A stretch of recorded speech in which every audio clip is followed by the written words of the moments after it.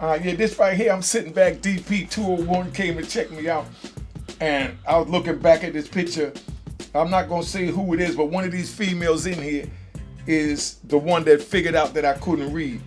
I was in the green and white twin turbo, and I'm driving up to Mount Vernon, and she told me to get off on Summit Avenue or something like that.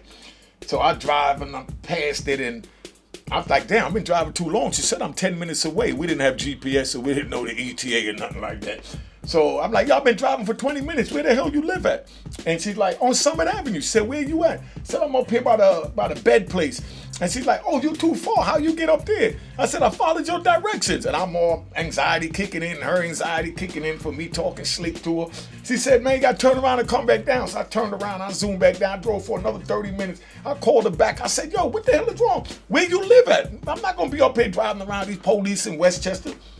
And she's like, no, it's Summit Avenue. She said, where you at? I said, I'm by the Burger King. She said, no, you got to turn back around. I'm like, yo, all this turning around, you bugging out. So we drive up, and she said, stay on the phone. She said, what you see? I said, it was a green, it's a green building on the side. She said, make a right. So I made the right, go down, and she said, go 2 blocks. She said, where you at? I said, I went in 2 blocks, and she's saying the name of the street, but I can't spell it, so I don't know what it is. So I make the left. And then I made another left, and I pulled up at a house, and I get in the car, but I'm mad from talking to a slick for the last hour, and it was only 20 minutes from the city.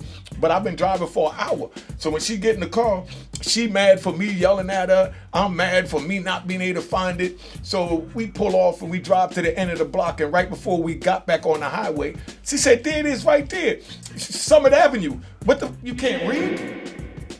And I just paused, man, my whole world dropped.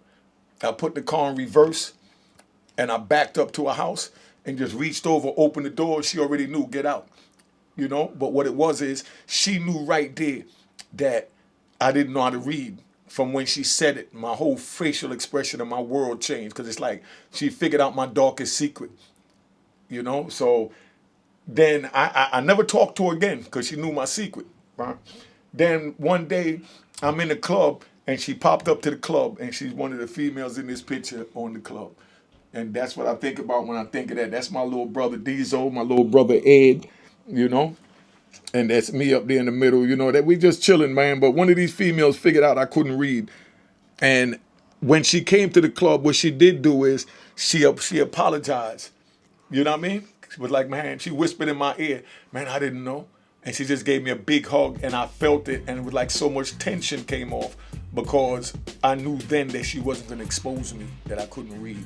And these are the things that we do when we can't read. We have to hide that we can't read, you know, because it's embarrassing, you know. And, you know, that's a little short story. DP is want me to give you a quick one, but that's where we at. All right.